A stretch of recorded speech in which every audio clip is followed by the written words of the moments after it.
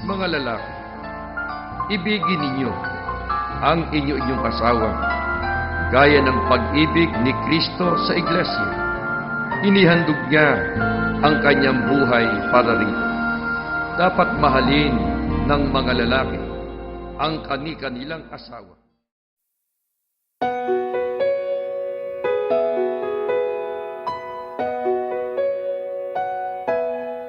Sa di inaasahang pagkakataon, dumating ka sa buhay ko. Di ko akalaing magkakasundo tayo.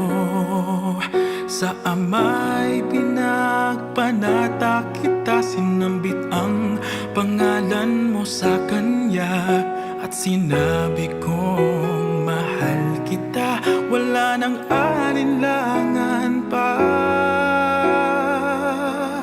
Ikaw ang hiling sa ating Ama, ikaw lang ang iibigin tuwi na handang magtiis at maghintay, at sa tamang panahon basbas at ibigay umaasang diringgin.